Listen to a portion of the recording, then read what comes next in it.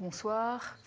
Alors pourquoi cette rencontre à laquelle était notamment présent Sidi Ould Tah, le président de la Banque africaine de développement? En fait, plus d'une centaine de dirigeants de grandes institutions financières du développement ont répondu à l'appel de Rémi Rioux, le directeur général de l'Agence française de développement, mais il est également président de l'institution Finance en commun qui regroupe 550 banques de développement à travers le monde. L'objectif, c'est de peser sur les négociations qui auront lieu lors du G7, organisé mi-juin à Évian en France. Emmanuel Macron a inscrit la réforme de l'architecture financière internationale au menu des discussions. C'est un sujet qui compte pour le président français. Rappelez-vous, déjà en juin 2023, il avait organisé une grande conférence internationale sur le sujet à Paris. Des propositions concrètes pour améliorer le fonctionnement et l'efficacité du système financier international, lui-même construit autour du FMI et de la Banque mondiale, vont donc être débattues en juin prochain.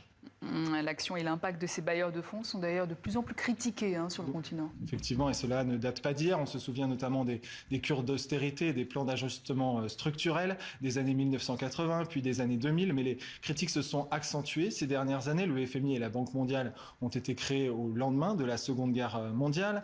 3/4 des États qui existent aujourd'hui n'existaient pas à l'époque. 80 ans plus tard, une partie du Sud global, dont fait partie l'Afrique, estime que le système est dépassé, que le système est injuste. Lors de la conférence de Paris en 2023, les pays africains réclamaient plus de place dans les instances de décision, mais aussi plus d'impact, plus d'argent en somme, alors qu'une majorité d'États du continent sont au bord du surendettement. C'est par exemple le cas du Mozambique, du Gabon ou même du Sénégal depuis la révélation du scandale de la dette cachée. Ces pays n'ont de fait plus les capacités financières pour investir dans leur développement. Et est-ce qu'il y a eu des progrès depuis la conférence de Paris en 2023 ?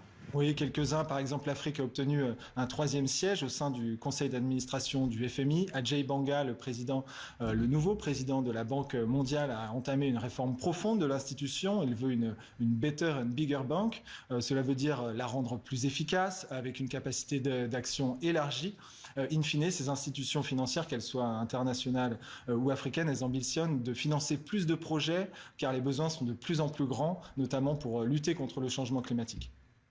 Mais ces progrès relatifs sont en train d'être remis en question, notamment depuis l'arrivée de Donald Trump à la Maison-Blanche. Oui, tout à fait. D'une part, les États-Unis freinent les ambitions de la Banque mondiale dans le financement de la lutte contre le changement climatique.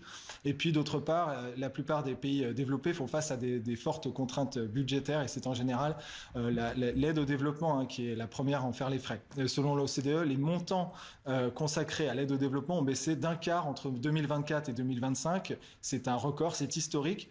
Le démantèlement par Trump de l'USAID, la plus grande agence de coopération au monde, est particulièrement révélateur à ce titre. Des milliers de programmes humanitaires ont fermé, des hôpitaux n'ont plus les moyens de faire fonctionner leur groupe électrogène. Autre exemple, les États-Unis ont aussi décidé de supprimer leur dotation à la Banque africaine de développement. Donc pour cette institution, ça limite ses capacités à financer l'éducation au Malawi, par exemple, ou l'agriculture au Burkina Faso.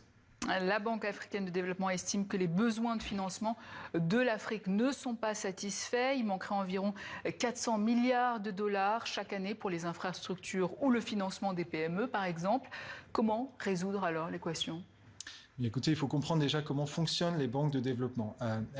Leur rôle, c'est de lever de l'argent sur les marchés financiers ou auprès d'autres partenaires pour ensuite prêter cet argent aux États africains, aux collectivités locales africaines ou aux entreprises à des taux attractifs auxquels ils n'auraient pas accès sans l'appui de ces banques de développement. Aujourd'hui, il y a une profonde transformation qui est à l'œuvre à l'intérieur de ces institutions.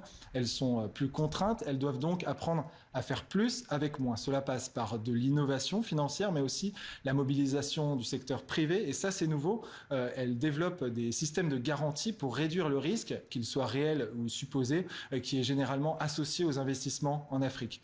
Les fonds du Golfe aussi sont de plus en plus sollicités, où des mécanismes sont aussi en train d'être créés pour mobiliser les quelques 4 000 milliards de dollars qui sont logés au sein des fonds de pension africains, cette fois-ci, mais qui sont mal utilisés, ou en tout cas qui ne sont pas utilisés pour financer le développement de l'Afrique. C'est en fait le travail que mène Sidi Ould Tah, le président de la Banque africaine de développement qui a été élu en mai 2025. C'est ce qu'il appelle la nouvelle architecture financière africaine. Reste maintenant à savoir s'il y parviendra et à quelle échelle, car le temps presse. Merci Thaïs Brook, journaliste à Jeune Afrique.